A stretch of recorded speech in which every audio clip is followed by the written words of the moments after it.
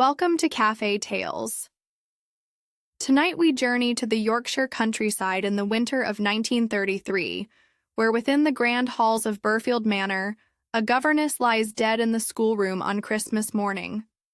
3 small children huddle in terror, their beloved clockwork train overturned beside the body, its wheels still whirring ominously in the silence. Stay with me until the very end, for this mystery reveals not just one murder, but a web of family secrets stretching back 20 years, where innocence becomes a weapon and childhood toys conceal the darkest of crimes. Your support means the world to me. If you enjoy these stories and the work I do here, please consider subscribing to the channel. Before we begin, tell us in the comments where you're listening from. Reading your comments brings me joy. Now, settle in with a hot cup of tea. Stay curious and let's get started. 3 Little Suspects. Chapter 1. Christmas at Burfield Manor. The December afternoon was drawing to a close when Superintendent Battle's motor car turned through the wrought iron gates of Burfield Manor. Snow had been falling steadily since morning, and the gravel drive lay beneath a pristine white blanket that muffled the sound of their approach. Battle sat quietly in the passenger seat, his large frame filling the space with characteristic stillness as he observed the approaching house through the windscreen. Inspector Leach, younger and less comfortable with prolonged silence, adjusted his grip on the steering wheel. Telegram said the governess was found yesterday morning, sir. Body's been removed to the village, but the scene's been left untouched as you requested. Good. Battle replied in his measured way. His pale eyes, unremarkable in their color, but sharp in their observation, took in the details of Themenor as it came into view. Burfield Manor was a solid Georgian house, built in an era when such structures were intended to shelter generations, rather than decades. Its windows glowed warmly against the gray stone facade, though the light seemed subdued, as if grief had dampened even the comfort within. The motor car drew to a halt before the front entrance, where a wreath of holly hung upon the dark green door. The Christmas decorations appeared half-hearted, as if the season's preparations had been abandoned midway through by more pressing concerns. A tall, spare man emerged from the house before they had fully stepped from the vehicle. His military bearing was unmistakable despite civilian dress, and his weathered face bore the expression of one accustomed to command, but recently shaken by events beyond his control. Behind him stood a woman of perhaps 35, her plain, sensible features marked by worry, and a younger man whose confident posture seemed at odds with the household's obvious distress. Colonel Peaton, Battle said, extending his hand. I'm Superintendent. Battle, and this is Inspector Leach. Thank you for the telegram. Indeed, Superintendent. Thank you for coming so promptly. The colonel's handshake was firm, though Battle noted the slight tremor that might indicate either advancing years or present strain. This is my daughter, Constance, and my nephew, Gerald, who helps manage the estate. We're all rather well, you can imagine. Gerald Peaton stepped forward with the easy assurance of a man comfortable in society. He was perhaps 30 years of age with the sort of bearing that spoke of good breeding and better education. A dreadful business, Superintendent. Poor Miss Hartwell and those unfortunate children having to witness such a thing. Battle absorbed this information while allowing his gaze to take in the entrance hall as they moved inside. The space was well appointed, with dark wood paneling and family portraits whose subjects seemed to observe the proceedings with the grave attention of those who had weathered their own crises in earlier times. A Christmas tree stood in one corner, its decorations appearing hastily and incompletely hung. I understand there were only the children present when Miss Hartwell met with her accident, Battle observed. The colonel's military posture seemed to sag slightly at the words. Yes, Timothy, Sarah, and little James. They're my late son's children. Been in our care these past 2 years since their parents' death in that motor car accident. Miss Constance Peaton spoke for the first time, her voice carrying the sort of controlled emotion that suggested deep feeling held carefully in check. The poor dears are quite beside themselves. We've tried to shield them from the worst of it, but children sense these things, don't they? Indeed they do, Battle agreed quietly. Where are they now? Upstairs in the nursery, Gerald replied. We thought it best under the circumstances. The servants have been, well, there's been talk. Battle made no immediate comment, though he filed away the information with the care of one who understood that servants' observations often proved more valuable than their employers might prefer. In his experience, household staff saw and heard more than anyone credited them with, and their speculations, however uncomfortable, frequently contained grains of unwelcome truth. The colonel cleared his throat with the air of a man approaching an unpleasant but necessary duty. Perhaps we might speak privately. Superintendent, there are circumstances that you should understand before you begin your investigation.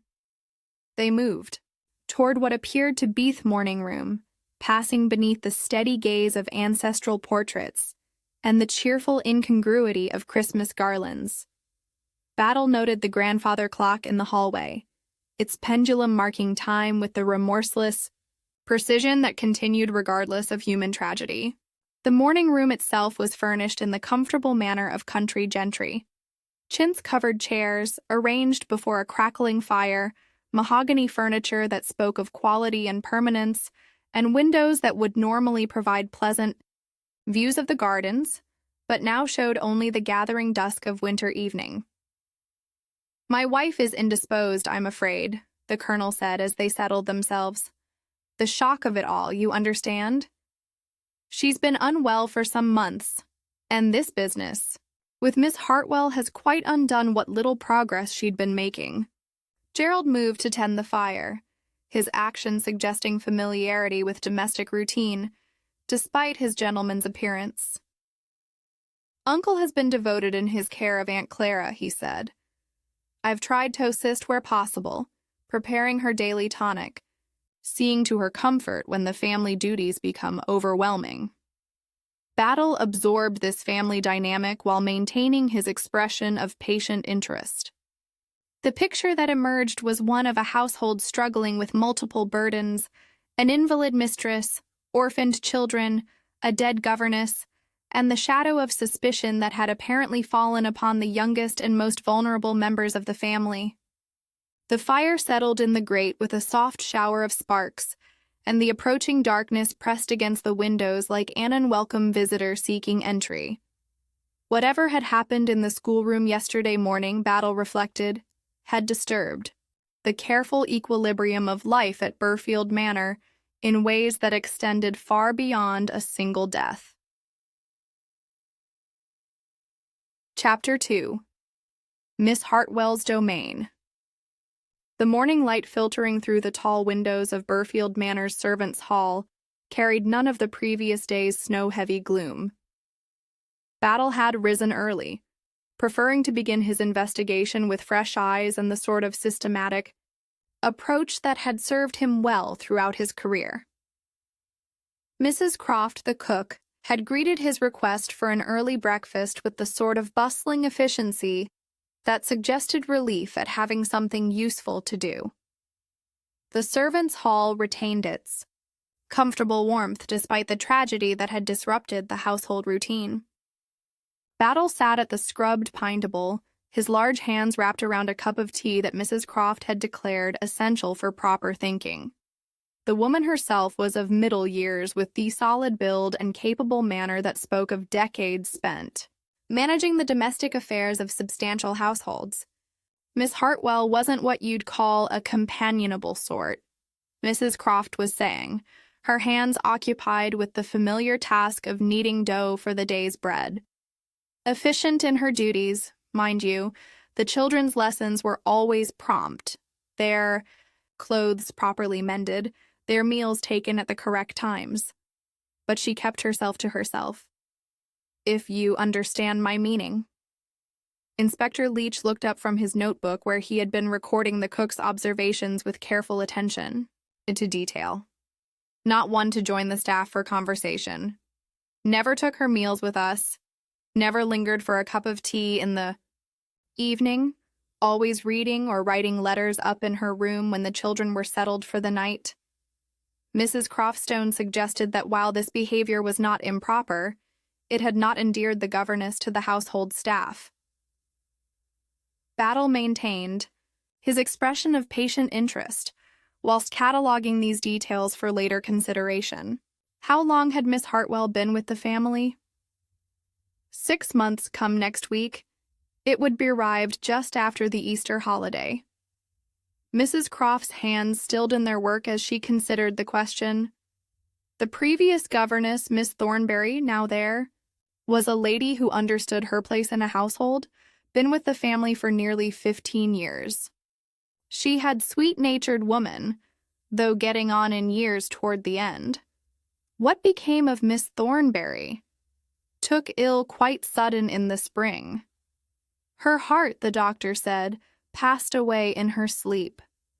Poor soul, and the colonel was that distressed, you'd have thought he'd lost a family member. Mrs. Croft resumed her kneading with renewed vigor. Miss Thornberry had been like an aunt to the children, you see. They were quite beside themselves when she died. This information added another layer to the household dynamics that Battle was beginning to understand, and Miss Hartwell's appointment was satisfactory to the family. Oh, her references were exemplary. Came from a very distinguished family in Surrey, the Ashfords of Millfield House, spoke proper, dressed appropriate to her station, knew her Latin and French, and all the accomplishments the children would require. Mrs. Croft's tone suggested that while these qualifications had been impressive on paper, they had not translated to warmth in practice. Battle leaned forward slightly, his voice carrying the gentle encouragement that made people want to confide their observations. Had you noticed any change in Miss Hartwell's manner recently? Mrs. Croft considered this question with the thoroughness it deserved, her weathered face creasing in concentration. Now that you mention it, sir, she had been acting rather peculiar these past few weeks. Nervous-like, starting at sudden sounds and such, and more than once I caught her going through papers in the colonel's study when she thought no one was about. This was more significant, and Inspector Leach's pencil moved more rapidly across his notebook. Did you mention this to Colonel Peaton? It wasn't my place to carry tales, sir. Besides, what would I say? That the governess was tidying the master's papers. Could be she was just being helpful with the estate business. But Mrs. Croft's expression suggested she'd found her own explanation unconvincing even as she offered it.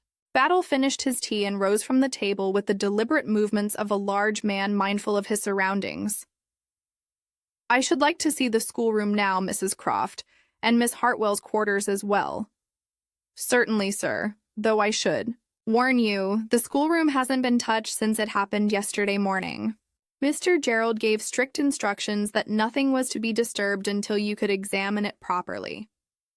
The schoolroom occupied a corner position on the first floor, chosen for the excellent light its large windows would provide during daytime hours. Even in the pale winter morning, Battle could appreciate the room's suitability for educational purposes. Bookshelves lined the walls filled with the sort of improving volumes one would expect. Atlases, natural history texts, collections of moral tales designed to instruct young minds in proper thinking. But it was the floor that commanded Battle's immediate attention.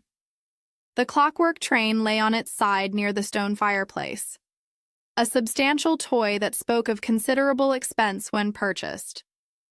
Its green paint gleamed despite its overturned position, and its brass fittings caught what light penetrated the room. The locomotive was connected to several cars, the whole arrangement suggesting the sort of elaborate railway system that would provide hours of entertainment for imaginative children. Inspector Leach crouched beside the train, careful not to disturb its position. "Handsome piece of work, isn't it, sir? Must have cost the colonel a fair sum." Battle nodded, his attention moving from the locomotive to the brass track that formed an intricate pattern across the floor. The rails described what appeared to be a figure-8 configuration, though sections near the doorway seemed oddly positioned for comfortable play. A child entering the room might navigate the track easily enough, but an adult, particularly one entering hastily or in poor light, might easily catch their foot on the metal rails. The fireplace itself was constructed of local stone with a brass fender that gleamed from careful polishing. If Miss Hartwell had indeed struck her head upon this surface, it might well have proved fatal, though Battle noted no obvious signs of impact upon the metal. He walked slowly around the room, his trained eye cataloging details that might prove significant later. The children's exercise books lay in neat stacks upon the large oak table that served for lessons. A piece of chalk rested in the tray beneath the blackboard upon which someone had written, "Christmas holiday begins tomorrow," in a child's careful script, a poignant reminder of anticipations that would now be forever shadowed by tragedy. The windows were securely latched from within, and heavy curtains had been drawn against the winter evening when the accident occurred. Battle observed that the room remained comfortably warm despite the previous day's events. The fire in the grate showed signs of recent tending, though whether this had been done before or after Miss Hartwell's death would require further investigation. Inspector Leach straightened from his examination of the locomotive, brushing dust from his trousers. "What strikes you about the scene, sir?" Battle was quiet for several moments, his pale eyes moving methodically around the room that had been Miss Hartwell's professional domain and the site of her death.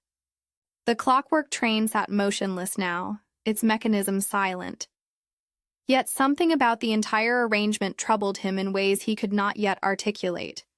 The schoolroom held its secrets as carefully as Miss Hartwell herself appeared to have done, and Battle understood that patience and systematic observation would be required to coax the truth from either.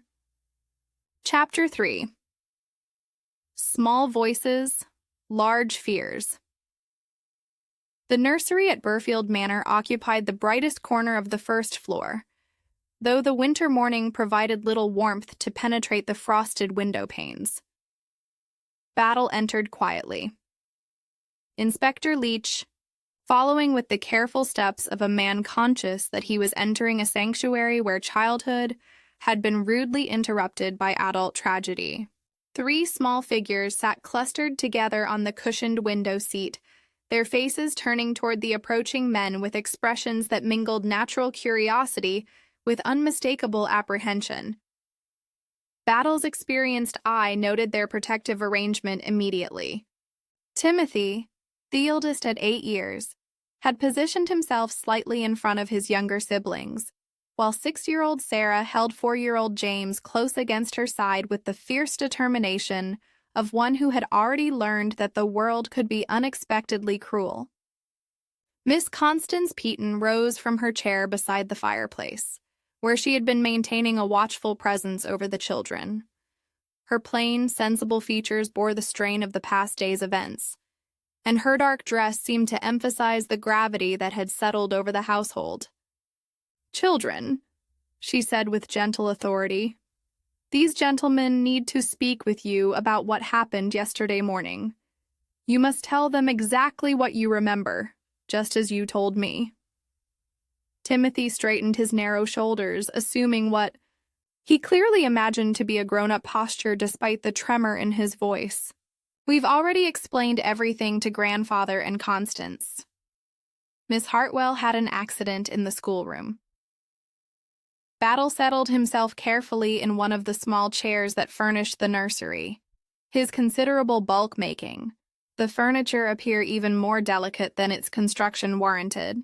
The action brought him closer to the children's eye level, transforming him from a looming adult authority into something more approachable, despite his official purpose.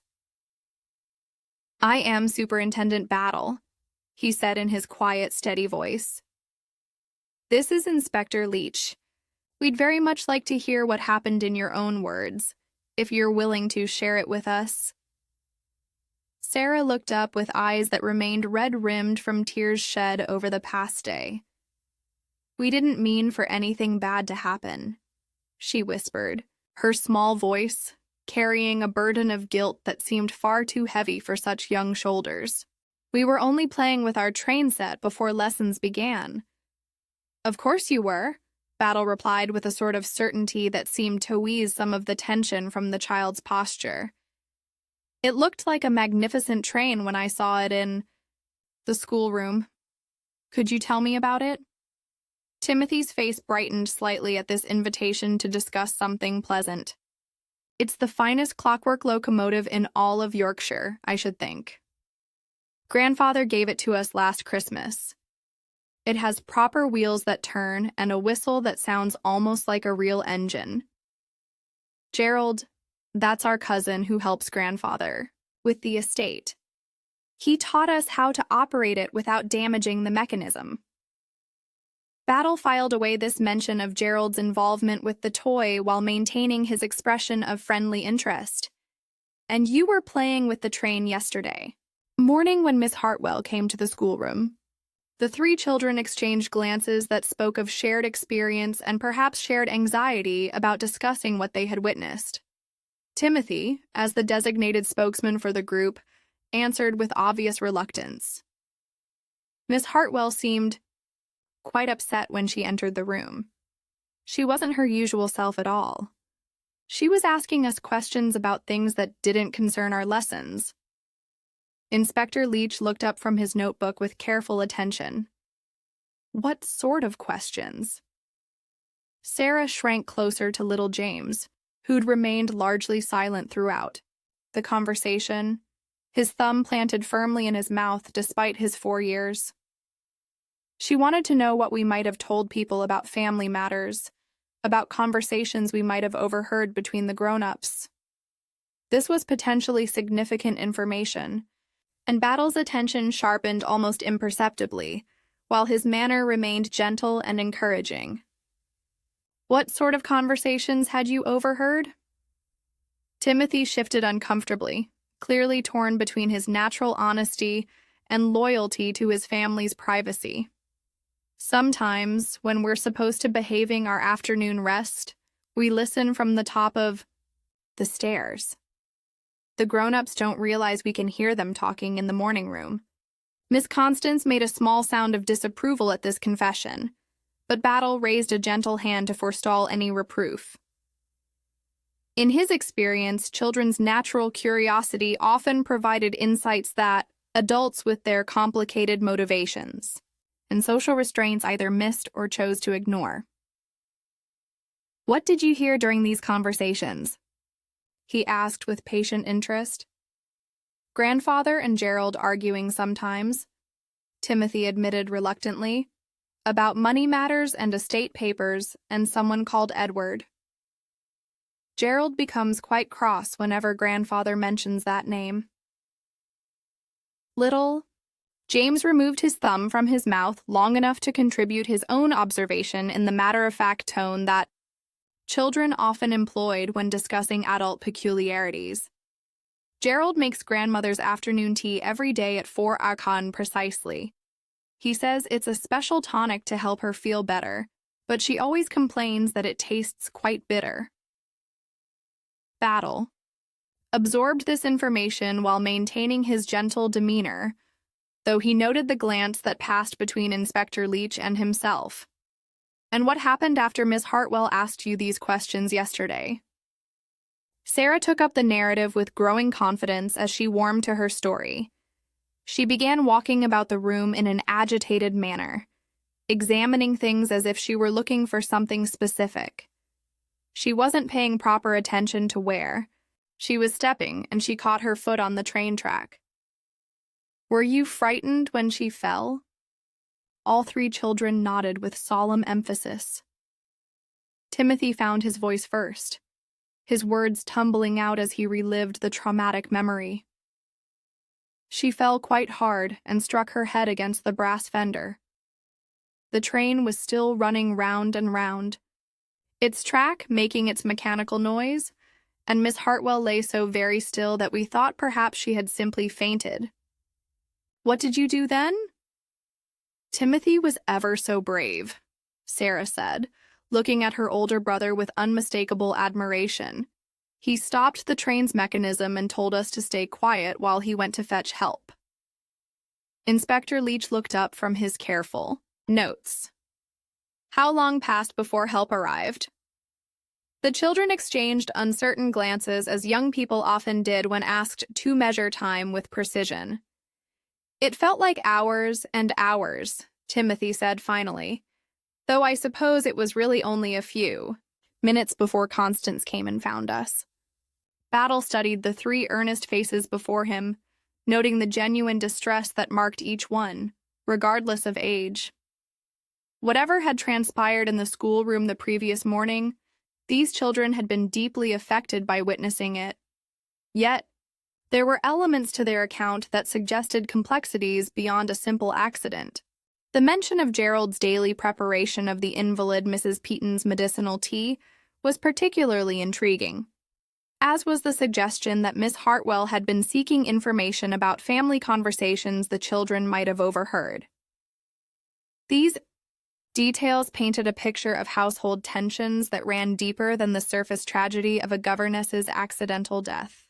As Battle rose from the diminutive chair, his gaze fell upon the toys scattered throughout the nursery, dolls and building blocks and picture books that spoke of normal childhood pursuits, temporarily interrupted by adult concerns too weighty for young minds to fully comprehend. Chapter 4. Secrets in the Attic. Miss Hartwell's chamber lay at the far end of the servants' corridor, a modest room that spoke of careful habits and the sort of methodical organization one might expect from a governess of impeccable references.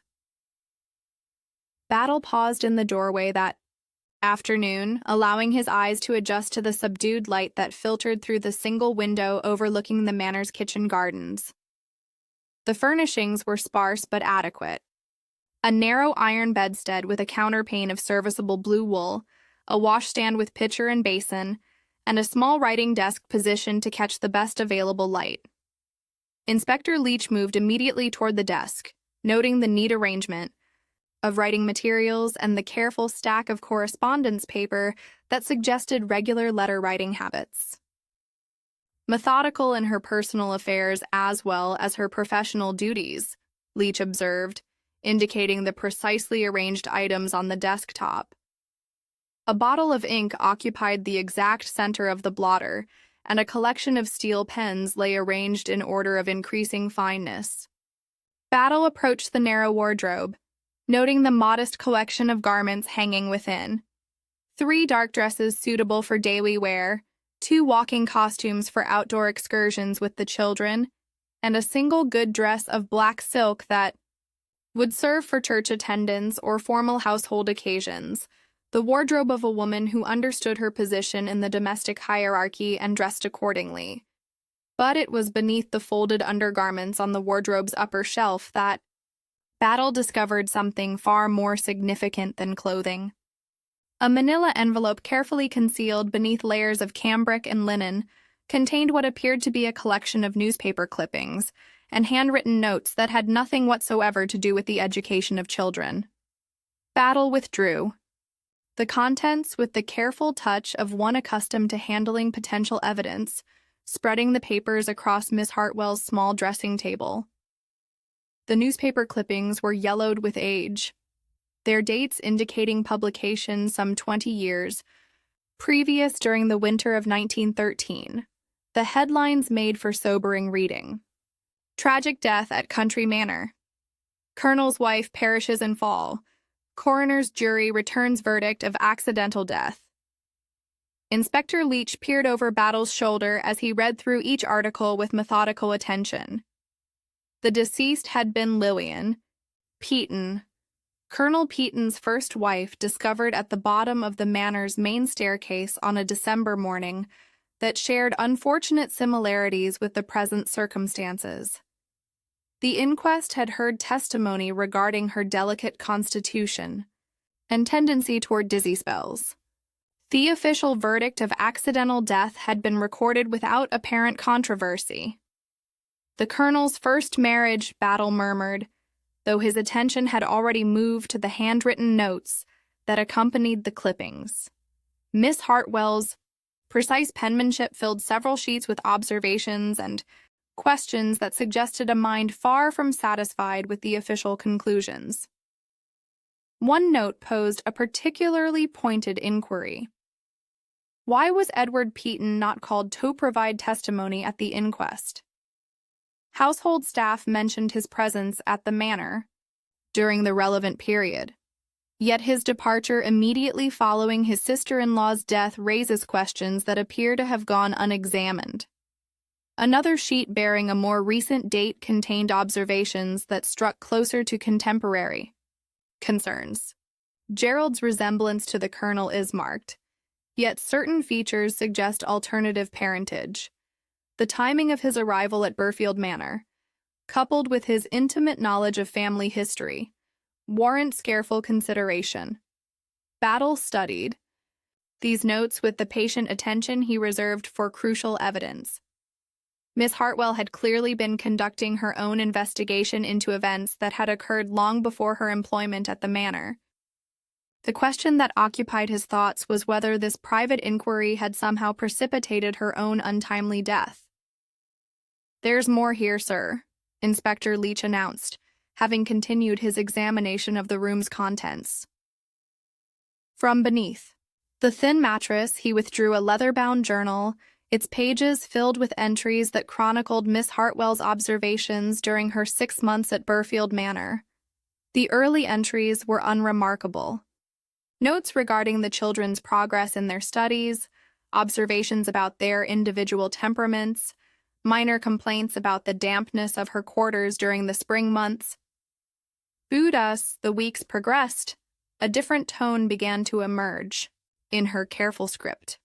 Gerald Peaton demonstrates unusual interest in the colonel's private papers, one entry noted with the precision of a trained observer. While his stated purpose involves assistance with estate management, I have observed him examining documents that appear to concern family history rather than current business affairs. A more recent entry dated just 6 weeks previous recorded observations that carried darker implications. The children have mentioned Gerald's daily preparation of their grandmother's medicinal tea. When I made casual inquiries about this arrangement with Mrs. Croft, she seemed uncomfortable discussing the matter, but indicated it had been Gerald's own suggestion to assist with the invalid's care. Battle turned the pages carefully, noting the progression of Miss Hartwell's growing suspicions. Her final entries, composed within days of her death, suggested she had reached conclusions that had troubled her deeply. I am now convinced that Edward Peaton did not simply vanish after his sister-in-law's death as the family has maintained. One entry stated with the confidence of someone who believed she'd uncovered significant evidence. The question that remains is whether he's returned under circumstances that the household has not acknowledged. The journal's final entry, written the evening before her death, was brief, but ominous in its implications. Tomorrow I must speak directly with the colonel about my concerns. The children's innocent observations have provided the final confirmation I required.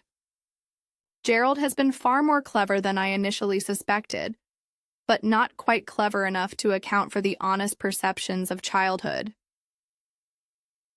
Battle closed the journal and met Inspector Leach's questioning gaze. The picture that emerged from Miss Hartwell's meticulous investigation was deeply disturbing. A governess who had uncovered family secrets that someone had been prepared to kill in order to protect. Inspector Leach gathered the papers and journal with appropriate care, recognizing their potential significance as evidence. "Do you believe she was correct in her suspicion, sir, about Gerald's true identity?" Battle moved to the window, gazing out. at the snow-covered gardens where the short winter day was already surrendering to dusk. Miss Hartwell had been a woman of evident intelligence and careful observation, not given to flights of fancy or unfounded speculation. If she had concluded that Gerald Peaton was not who he claimed to be, she had undoubtedly possessed compelling reasons for that belief. The question now was whether her investigation had indeed cost her life, and what other secrets might yet be revealed before the full truth could be established. Chapter 5. The Prodigal Uncle. The second morning of Battle's investigation dawned clear and cold, with frost etching delicate patterns upon the windows of Burfield Manor. He had requested a private interview with Colonel Peaton and Gerald, and now found himself seated in the colonel's study as the weak December sunlight struggled to penetrate the tall windows overlooking the formal gardens. Colonel Peaton stood with military rigidity beside the fireplace, his weathered hands clasped behind his back in the familiar posture of one accustomed to bearing difficult news with dignity. Gerald occupied his customary chair near the hearth, though Battle noted a subtle tension in his bearing that had not been present during their initial meeting. "I trust you slept tolerably well, Superintendent," Gerald said with the sort of polished courtesy that marked a gentleman's education. "I know the circumstances of your visit are hardly conducive to comfort, but we hope the arrangements have been adequate." Battle nodded his acknowledgement while settling his considerable frame into the leather chair that had been offered. "Most adequate, thank you. I wonder if you might indulge me in discussing some aspects of your family's history that have come to my attention during the course of my inquiries." The colonel's rigid posture seemed to sag slightly at these words, as if he had been expecting this conversation, while simultaneously dreading its arrival. "What particular aspects concern your investigation, Superintendent?" Inspector Leach withdrew Miss Hartwell's journal from his leather satchel, placing it upon the colonel's desk with deliberate emphasis. Miss Hartwell had been conducting research into certain events that occurred at this manor 20 years ago. Her findings appear to have troubled her considerably. Gerald's expression remained carefully controlled, though Battle noted the slight tightening around his eyes that suggested increased alertness. Miss Hartwell was rather given to flights of imagination. I'm afraid she seemed to find ordinary family matters unusually fascinating. "Perhaps," Battle said quietly, "you could tell me about your brother Edward, Colonel Peaton." The effect of this simple request was immediate and profound. Colonel Peaton's face drained of color, whilst his hands gripped the mantelpiece with such force that his knuckles stood out white against the darkened skin. Gerald's carefully maintained composure faltered visibly, revealing something harder and more calculating beneath the veneer of genteel concern. "Edward," the colonel whispered, the name seeming to carry decades of guilt and regret. "I haven't spoken that name aloud in 20 years. Miss Hartwell believed that Edward was present in this house when your first wife died." Battle continued with gentle persistence. She also believed that his departure immediately following Mrs. Peaton's death was not entirely voluntary. Gerald rose abruptly from his chair, moving to stand near the windows with his back partially turned to the room. "My father has been dead these 10 years, Superintendent. Whatever Miss Hartwell imagined she had discovered, it can hardly be relevant to present circumstances." The admission hung in the air like smoke from the dying fire. Inspector Leach's pencil had stilled over his notebook as the full implications of Gerald's words became clear. Battle maintained his expression of calm interest, whilst his mind raced to process this crucial revelation. "Your father," Battle repeated with quiet emphasis. "So you are Edward Peaton's son, not Colonel Peaton's nephew, as you've been represented to the household." Colonel Peaton turned from the fireplace with the slow, defeated movements of a man forced to confront long-buried truths. "Edward was my younger brother," he said heavily. 3 years younger and always resentful of what he saw as the unfair advantages of primogeniture. He never accepted that birth order determined inheritance. "What happened the night your wife died?" Battle asked, with the gentle persistence that had served him well throughout his career. The colonel's voice dropped to barely above a whisper, as he recounted events that had remained unspoken for 2 decades. Edward had been drinking heavily that evening. There had been another quarrel about his debts, his gambling, his endless demands for money to support his London habits. Lillian attempted to mediate between us, as she had done so many times before. Gerald turned from the window, his face pale, but his voice steady with controlled desperation. "Even if these ancient family disputes were somehow relevant, which I failed to see, they hardly constitute grounds for suspicion regarding Miss Hartwell's unfortunate accident. I think," Battle said with quiet authority, "that Miss Hartwell's death was indeed connected to these ancient disputes. She had discovered not only your true identity, Mr. Peaton, but also their reason for your return to Burfield Manor after all these years." Inspector Leach consulted his notebook with practiced efficiency. "Miss Hartwell's notes suggest she believed you had returned to claim an inheritance you felt had been unjustly denied to your father's line." Colonel Peaton stared at his brother's son with dawning horror and comprehension. "You came back," he said, with the sort of revelation that carried both surprise and terrible inevitability. "After all these years, you came back." "I came back," Gerald said with sudden fierce pride, "to claim what should rightfully have been my father's. What would have been his if you hadn't driven him away to die in poverty and exile?"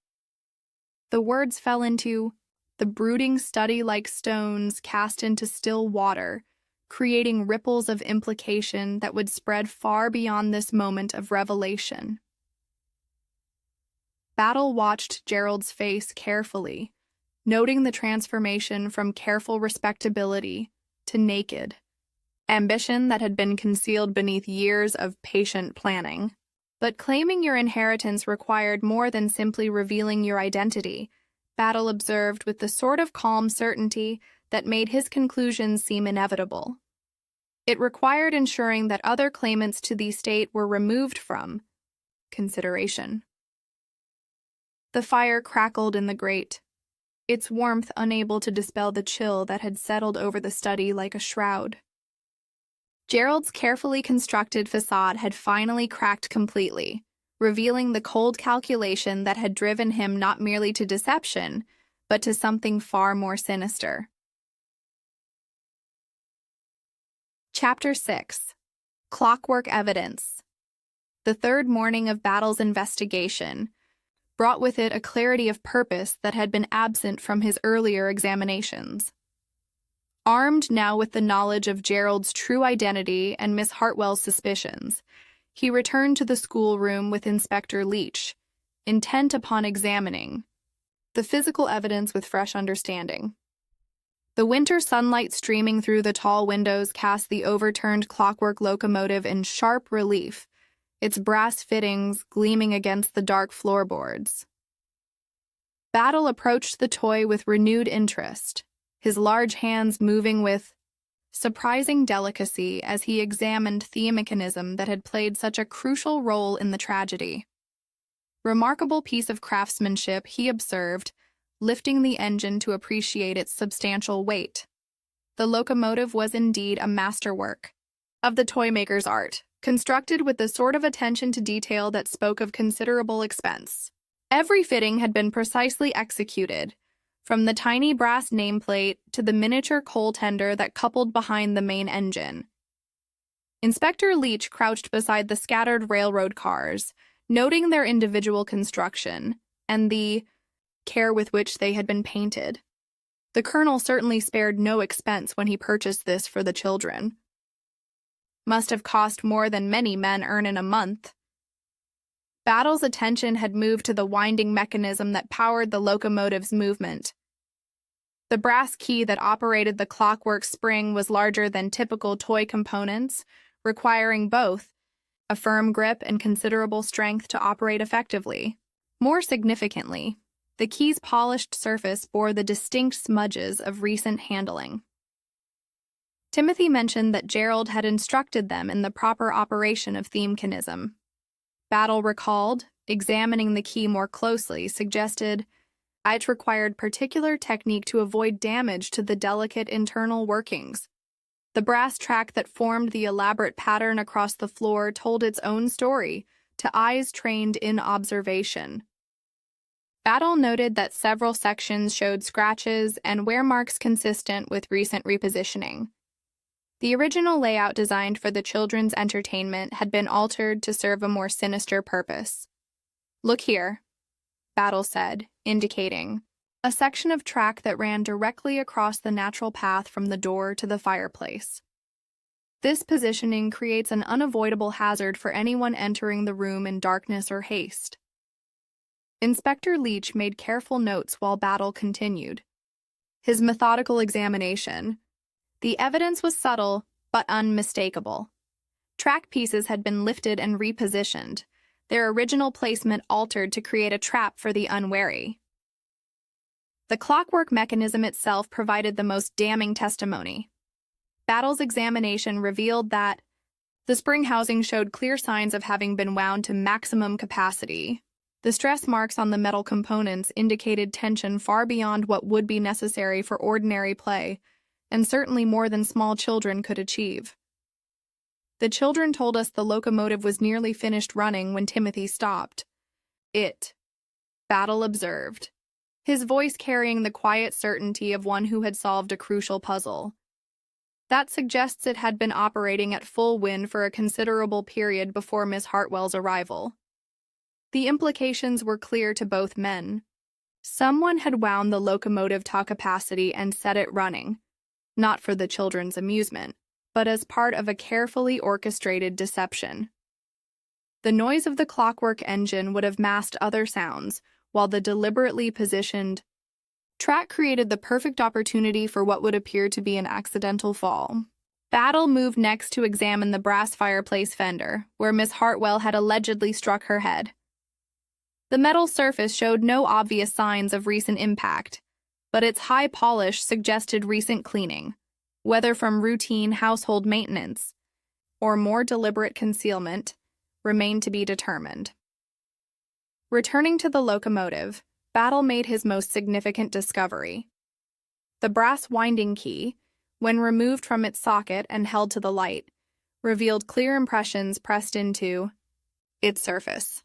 The marks were consistent with fingers gripping the metal with considerable force, the sort of pressure that would be applied by adult hands operating the mechanism to its fullest capacity. Distinct markings, Inspector Leach observed, leaning in to examine the evidence. Far too large and deep to have been made by any of the children. Battle wrapped the key carefully in his handkerchief, preserving what might prove to be crucial evidence. Someone with adult hands wound this mechanism beyond the children's capability, then used the resulting confusion to mask their crime. The pattern of evidence painted a picture of methodical premeditation. Gerald had entered the schoolroom while the children were at play, repositioned sections of track to create an effective trap, wound the locomotive to maximum capacity to provide both noise and distraction, then concealed himself to await Miss Hartwell's inevitable response to the disturbance. When the governess entered the room, her attention focused on reaching the children. She had caught her foot on the deliberately placed obstacle, exactly as planned. Her fall might have caused serious injury, even without intervention, but Gerald had ensured that no opportunity remained for recovery or escape.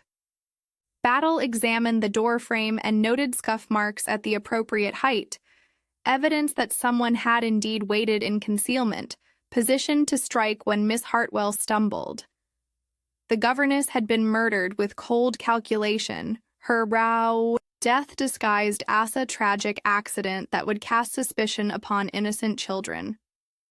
The clockwork locomotive sat silent now, its spring unwound, but it had provided testimony more damning than any human witness could offer. Gerald Peaton's carefully constructed plan had accounted for many variables, but he had failed to consider that mechanical evidence would speak with such clarity of premeditation and malice. As Battle completed Heist's examination, the morning light continued to strengthen, illuminating a room where childhood innocence had been cynically exploited to conceal adult evil.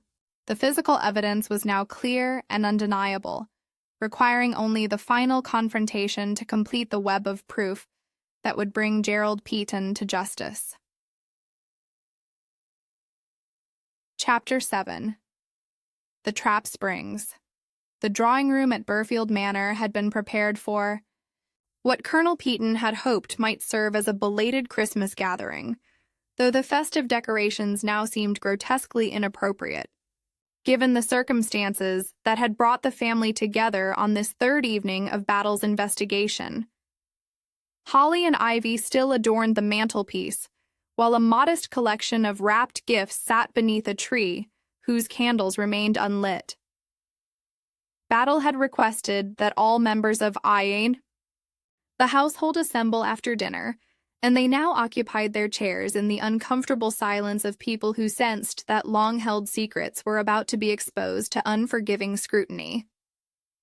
Gerald Peaton sat in his customary position near the fire, his composure maintained with visible effort despite the morning's revelations. Colonel Peaton remained rigidly upright in his leather armchair, though his eyes held the hollow expression of a man who'd been forced to confront too many painful truths in too short a time. Miss Constance Peaton had joined the assembly, her plain features grave with concern for the children sleeping in the nursery above. Mrs. Croft stood respectfully near the door, having been included at Battle's specific request, while Inspector Leach positioned himself unobtrusively beside the bookshelf with his leather-bound notebook ready. "Ladies and gentlemen," Battle began in his characteristically quiet manner, "I've asked you to gather here because Miss Hartwell's death has cast a shadow of suspicion over every member of this household. Most particularly, whispered speculation has fallen upon 3 innocent children who have already endured more tragedy in their young lives than most adults face in decades." Gerald shifted almost imperceptibly in his chair, his fingers drumming, a silent rhythm against the upholstered armrest. "Surely, Superintendent, you don't intend to subject those poor children to further distress. They've been quite traumatized enough by witnessing Miss Hartwell's unfortunate accident." "I agree completely," Battle replied with quiet emphasis, "which is precisely why I intend to clear their names definitively this evening and establish beyond any doubt where the true responsibility lies." The fire settled in the grate with a soft shower of sparks, its cheerful crackling at odds with the tension that seemed to press against the room's occupants like a physical weight. Battle moved to stand before the mantelpiece, his substantial frame casting a long shadow across the Persian carpet. Miss Hartwell was a woman of remarkable intelligence and systematic habits, he continued with measured deliberation. She possessed the sort of inquiring mind that finds mystery in apparent coincidence, and she had the persistence to pursue uncomfortable questions until she arrived at unwelcome answers. Colonel Peaton's weathered hands gripped the arms of his chair with such force that his knuckles stood out white against the darkened leather. "She was asking questions about Lillian," he whispered, the admission seeming to escape him involuntarily, "about things that happened long ago, about things that were happening now." Battle corrected gently. Miss Hartwell had discovered that someone in this household was systematically administering poison to your invalid wife, Colonel. Small doses carefully calculated to mimic natural decline, whilst ensuring a gradual but inevitable deterioration in her condition. Mrs. Croft gasped audibly, her hand flying to cover Hermith in shock and horror. The special tea that Mr. Gerald prepared so carefully each afternoon, he said it was a tonic recommended by a London physician.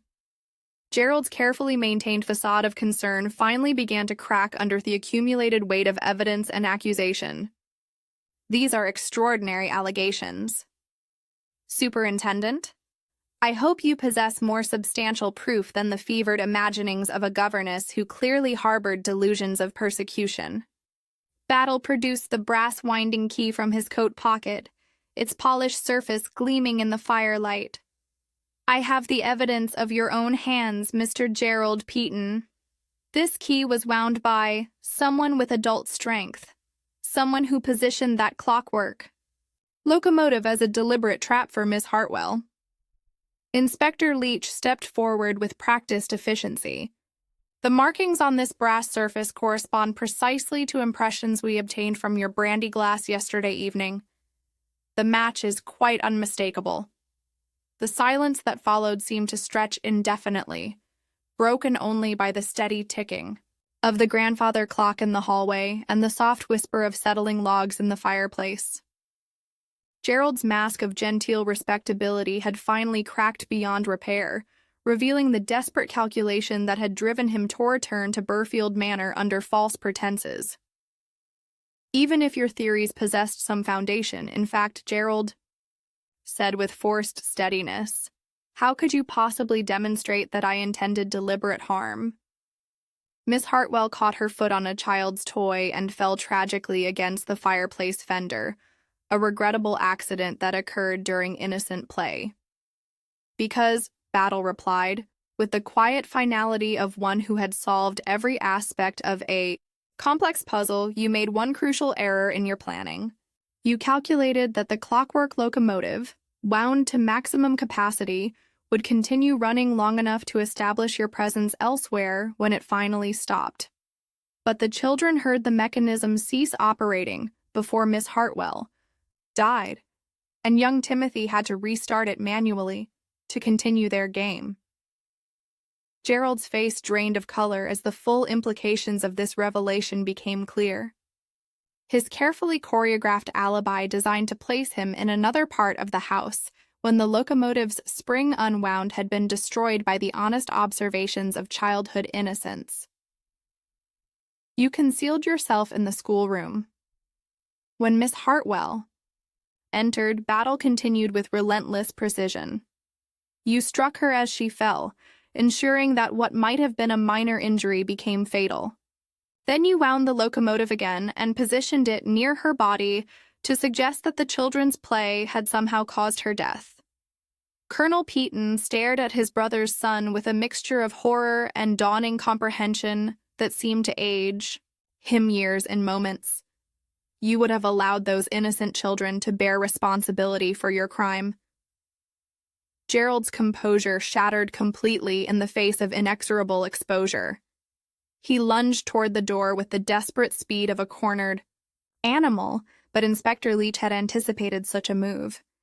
The struggle was brief and decisive, ending with Edward Peaton's son in handcuffs, his face contorted with the fury of one whose elaborate plans had been utterly destroyed by the very innocence he had sought to exploit. The drawing room fell silent, once more its Christmas decorations seeming to mock the tragedy that had unfolded beneath their cheerful presence. Chapter 8. Truth and Consequences. The fourth morning at Burfield Manor dawned with the peculiar clarity that often follows the resolution of long-standing mysteries. Battle stood in the colonel's study, watching through the tall windows as Inspector Leach supervised Gerald Peaton's transfer to the waiting police vehicle. The prisoner moved with the defeated posture of one whose carefully constructed world had collapsed entirely, his face bearing none of the confident assurance that had marked his earlier interactions. Colonel Peaton sat slumped in his leather chair, appearing to have aged decades in the space of a few days. The military bearing that had sustained him through years of command seemed to have deserted him entirely, leaving only an elderly man confronting the wreckage of his family's reputation and his own complicity in past tragedies. "I should have known," the colonel said, his voice barely above a whisper. "When he appeared at my door 6 months ago, claiming to be my nephew Gerald, I should have recognized Edward's features beneath the mature face. But I wanted to believe, needed to believe that some good could come from that terrible night 20 years past." Battle settled himself in the chair opposite, his manner carrying the gentle patience he reserved for those grappling with profound revelations. "You had lived with guilt over your brother's actions for 2 decades. Colonel, it's understandable that you would welcome what appeared to be an opportunity for redemption." "He was so plausible," the colonel continued, staring into the cold fireplace as if seeking answers among the dead ashes. "His knowledge of family, history, his eagerness to assist with estate management, his apparent devotion to Clara's care. I thought perhaps Edward's son had inherited better qualities than his father possessed." Inspector Leach interrupted quietly, "Having completed the arrangements for Gerald's transport to York for formal charging. The prisoner has made a full confession, sir. He's admitted to Miss Hartwell's murder and to the systematic poisoning of Mrs. Peaton over the past 6 months." Battle nodded with satisfaction, though his expression remained grave. "What of Mrs. Peaton's condition?" "The doctor examined her thoroughly yesterday evening. He believes that with proper care and the cessation of the poisoning, she should make a complete recovery. The symptoms she's been experiencing were indeed consistent with chronic arsenic administration, though thankfully the doses were small enough that permanent damage appears unlikely." Colonel Peaton's head rose with the first spark of hope.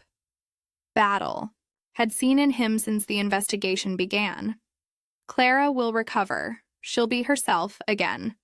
"The doctor is optimistic," Inspector Leach confirmed. "He's prescribed a course of treatment that should restore her strength within a matter of weeks." Battle rose and moved to the window, observing the snow-covered grounds where the children could be seen playing under Miss Constance's watchful supervision. Timothy was pulling a small sledge while Sarah and little James took turns riding, their laughter carrying clearly through the crisp winter air. The sight provided a welcome contrast to the darkness that had pervaded the household for the past several days. "Gerald's confession fills in the remaining details of his scheme," Battle said, turning back to address the colonel. He had been planning his return for years, waiting for the right opportunity to claim what he believed should have been his father's inheritance. "Your wife's declining health presented the perfect circumstance." The colonel's face crumpled as the full implications became clear. He intended to murder Clara and let the children bear suspicion for Miss Hartwell's death. 2 crimes that would have left him as my sole heir. Indeed, his plan possessed a certain cold logic, though it failed to account for Miss Hartwell's intelligence or the honesty of children's observations. Battle paused, considering the twisted reasoning that had driven Gerald to such extremes. He genuinely believed himself entitled to compensation for his father's exile and early death. Inspector Leach consulted his notes one final time. Gerald has also admitted to forging references from the Ashford family when he assumed his false identity. The real Gerald Peaton, your actual nephew, died of fever in India 3 years ago, providing the perfect cover for Edward's son to assume his identity. The study fell quiet except for the ticking of the mantelpiece clock and the distant sounds of children at play. Battle reflected on the complex web of deception and murder that had been woven around 3 innocent children who might easily have spent their lives bearing the burden of an adult's crimes. "What will happen to the children now?" the colonel asked with evident concern. "They've lost their governess, been suspected of terrible things, witnessed more tragedy than any child should endure." Miss Constance has expressed her desire to take permanent charge of their care and education, Battle replied. With your wife's recovery and Gerald's removal from the household, they should be able to heal from this trauma in time.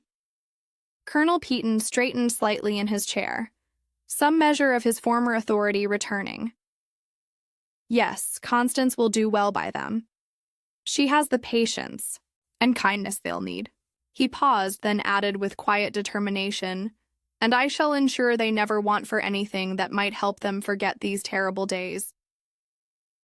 Battle gathered his coat and hat, preparing to depart from Burfield Manor with the satisfaction of a case concluded and justice served. The clockwork train had been restored to the nursery, where it would once again serve its intended purpose of bringing joy rather than concealing murder.